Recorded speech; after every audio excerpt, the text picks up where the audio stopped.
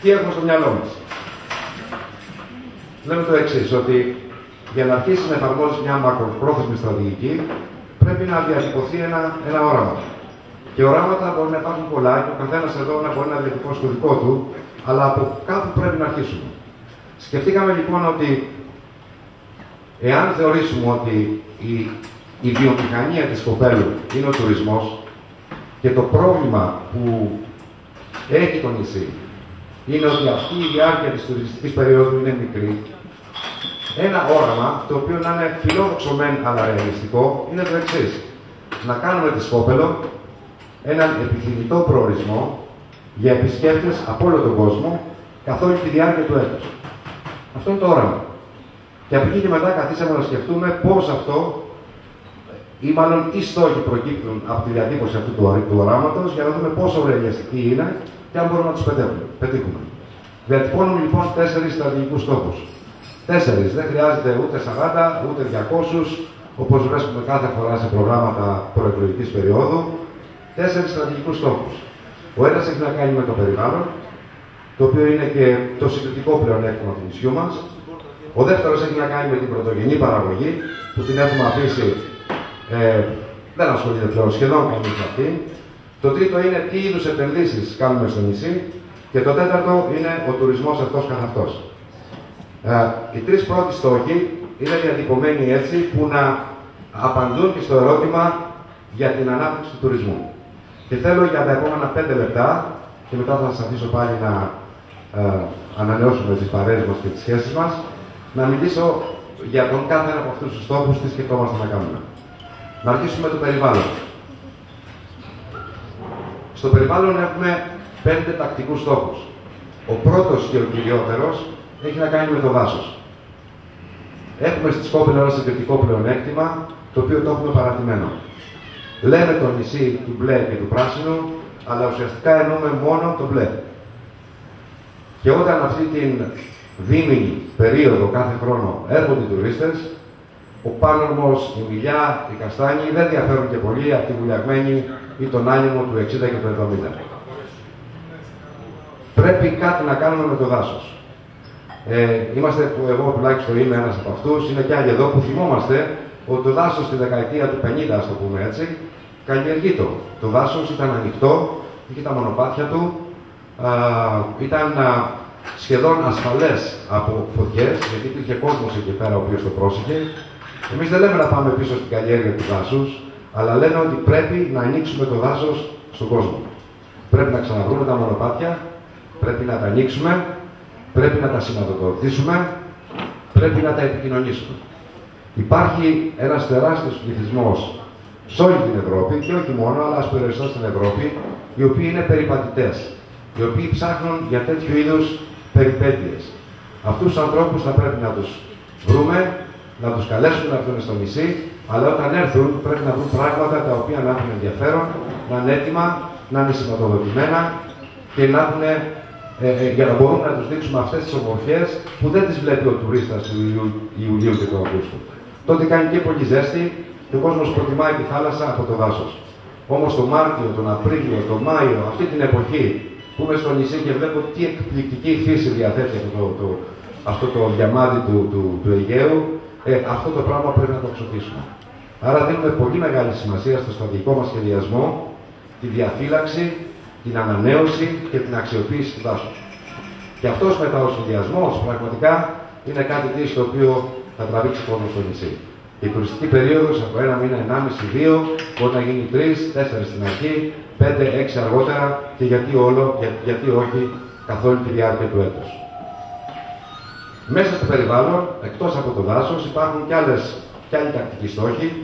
Το θέμα του νερού είναι ένα σημαντικό στοιχείο που μας ενδιαφέρει άμεσα, ενώ ξέρουμε πόσο νερό καταναλώνουμε στη Σκόπελο, δεν ξέρουμε πόσο νερό υπάρχει. Αυτό πρέπει να το λύσουμε, γιατί αν δεν το λύσουμε, θα αρχίσουμε να κάνουμε έργα για τα οποία θα τα πληρώνουμε πανάκριβα, αλλά θα είναι άχρηστα. Ένα τέτοιο έργο είναι η λιμενοδεξαμενή του Πανόρμου ή του Μορτερού, όπως τη λένε, η οποία έχει σχεδιαστεί και αποφασιστεί, αν δεν απατώμε, καμιά 10 χρόνια ή και 15, και η οποία, αν τελικά υλοποιηθεί, μπορεί και να μην χρειάζεται. Αν δεν ξέρουμε τις ποσότητες του νερού που υπάρχουν στις πηγές μας, τότε πραγματικά δεν μπορούμε να ξέρουμε αν θέλουμε και μια άλλη δεξαμενή ή όχι. Η αλήθεια είναι ότι γίνεται τώρα αυτή η δεξαμενή στην περιοχή εκεί του Πανόρμου και έχει ήδη επιφέρει σοβαρές επιπτώσεις στο περιβάλλον. Οι τελευταίες βροχές έπληξαν τον Πανόρμο. Στην κυριολεξία τον έπληξαν. Επομένως, πρώτον, αν κάνουμε τις παρεμβάσεις αυτές τις επενδύσεις, θα τις κάνουμε σωστά, αλλά δεύτερον, να δούμε αν χρειάζομαι τέτοιες επενδύσεις. Γιατί αντί να πετάω τα λεφτά σε μια επένδυση που ενδεχομένως θα είναι άχρηστη, μπορούσα να τα βάλω κάπου αλλού, όπου υπάρχει πραγματική ένδυα.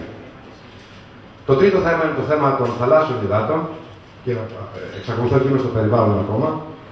Εκεί πέρα η Σκόπελος, πέρσι το καλοκαίρι, φέτος το καλοκαίρι, δεν είχαμε κάνει αυτή την κατηγοριοποίηση όσο αφορά την κατάσταση των θαλασσίων υδάτων, πόσο καθαρά είναι τα νερά μας. Δεν είχαμε αυτά τα αστέρια που δίνουν. Η δικαιολογία είναι ότι δεν είχαμε λεφτά ή ότι αρχίσαμε αργά, αλλά οι ανταγωνιστές μας τα είχαν. Και οι τουρίστες τα βλέπουν αυτά. Επιλέγουν έναν τόπο ο οποίος είναι πιστοποιημένα καθαρός από έναν τόπο ο οποίος δεν έχει αυτή την πιστοποίηση. Άρα τα θαλάσσια ύδατα είναι σημαντικά για μας. Η διαχείριση των σκουπιδιών, ένα τεράστιο θέμα. Ακόμα δεν μπορούμε να ξεχωρίσουμε τα σκουπίδια μας στο νησί, παρότι υπάρχουν ευκαιρίες και το κόστος είναι 0, γιατί οι εταιρείες που διαχειρίζουν τα σκουπίδια έρχονται και τα συλλέγουν χωρίς να πληρώνουν εμείς τίποτα.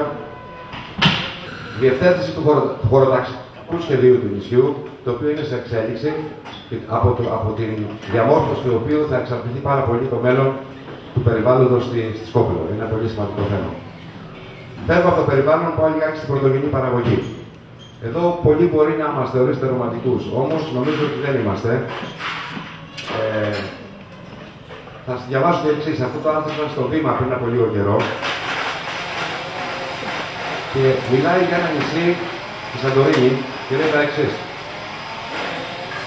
Στον αντίποδα της ενεξελίξη ελληνικής αγροτικής τραγωδίας, εδώ στο νησί μας φαίνεται ότι βιώνουμε μια αναγέννηση του πρωτογενούς τομέα με τα εξής χαρακτηριστικά. Πρώτον, είσοδος στο πρωτογενή τομέα περισσότερων νοικοκυριών, κυρίως νέων ανθρώπων, ως κύρια ή δευτερεύουσα απασχόληση και μάλιστα εισάγοντας σύγχρονες αντιλήψεις στις καλλιέργειες. Δεύτερον, σταθερή αύξηση των καλλιεργήσιμων εκτάσεων όλων των παραδοσιακών τοπικών προϊόντων την τελευταία τριετία. Τρίτον, αναγνωρισιμότητα των θηραϊκών ως επώνυμων προϊόντων, για την απόκτηση των οποίων μάλιστα διατίθενται υψηλά ποσά. Τέταρτον, τιμές παραγωγού υπερδεκαπλάσιες. Επαναλαμβάνω, υπερδεκαπλάσιες από το μέσο όρο των τιμών παραγωγού στην υπόλοιπη Ελλάδα. Πέμπτον, θεσμική κατοχύρωση των τοπικών καλλιεργειών με αποτέλεσμα να απολαμβάνει ο Σαντορινιός αγρότης οικονομικές ενισχύσεις, επιδοτήσεις μεγαλύτερες από οπουδήποτε αλλού. Και έκτον, μια συνεταιριστική οργάνωση που λειτουργεί ως σύγχρονη επιχείρηση με άριστα οικονομικά αποτελέσματα, πρότυπο για τα ελληνικά δεδομένα. Δεν χρειάζεται να πω τίποτα άλλο. Αυτό εννοούμε όταν λέμε επαναδραστηριοποίηση της πρωτογενούς παραγωγής. Όλοι ξέρουμε ότι το νησί είναι ευλογημένο νησί. Όλοι είμαστε λίγο πιο παλιοί. Θυμόμαστε τη δεκαετία του 50 και του 60 και του 70 που ο κόσμος ουσιαστικά ζούσε από την πρωτογενή παραγωγή. Όλοι ξέρουμε την εξαιρετική ποιότητα των σκοπελίθιμων προϊόντων. Η αλήθεια είναι ότι τα έχουμε καταλήψει.